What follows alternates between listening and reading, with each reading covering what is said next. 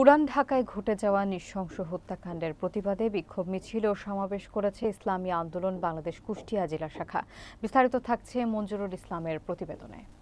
শনিবার বিকেল ৫টায় কুষ্টিয়া বড়বাজার জামে মসজিদ থেকে বিক্ষোভ মিছিলটি বের হয়ে শহরের বিভিন্ন গুরুত্বপূর্ণ সড়ক প্রদক্ষিণ করে ৫ রাস্তা চত্বরে সমাবেশে মিলিত হয়।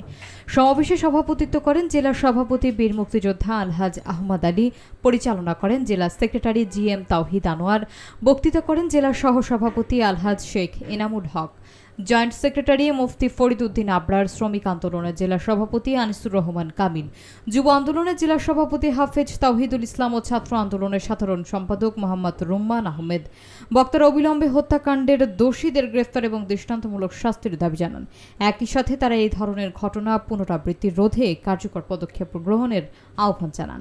জেলার বিভিন্ন উপজেলা ও ওয়ার্ড পর্যায়ের শতাধিক নেতাকর্মী এই কর্মসূচিতে অংশ নেন। শান্তিপূর্ণ এই সমাবেশ থেকে ভবিষ্যতে আরও কঠোর কর্মসূচির হুঁশিয়ারি দেওয়া হয়।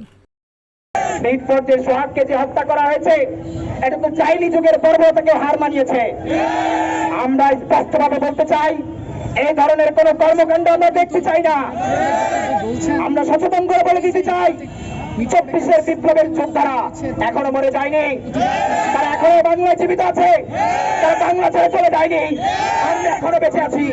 আমরা বেঁচে থাকতে আপনারা কিভাবে এসব কর্মকাণ্ড করে ক্ষমতায় যাবেন আমরা দেখে নেব। এই হত্যাকাণ্ড এবং চাঁদাবাজির দায় তাদের হাইকমান্ডকে নিতে হবে। ঠিক বলে তারা যে নৈরাজ্যকার এবং এরকম নির্লজ্জ কাজ করেছে, এর আমরা তীব্র নিন্দা জানাই। মুক্ত করতে হয়, তাহলে এই প্রশাসনকে আমরা বিশ্বাস শতভাগ করতে পারি না। ইতিমধ্যে প্রমাণ হয়েছে বর্তমান প্রশাসন বর্তমান নতুন স্বৈরাচারের দোষর। সমূলে নির্মূল করতে হবে। পাশাপাশি প্রশাসনের ভাইদের বলবো, আমরা লক্ষ্য করছি আপনারা আবার যাদেরকে দেখছেন এরা ক্ষমতায় আসতে পারে, এই ভাব তাদের পেয়েছেন, তাদের পাশাটা শুরু করেছেন। এখনো শেষ হয় নাই, এখনো কেউ ক্ষমতায় যায় নাই। কোন ধরনের চাটাচাটি করলে পরবর্তীতে আর পালানোর সুযোগ পাবেন না। সন্ত্রাসের সৃষ্টি হচ্ছে। আপনি যখনই একজন প্রকৃত যে অপরাধী তাকে যদি সমাজে তুলে ধরেন, সে কোনো সময় অপরাধ করতে পারবে না।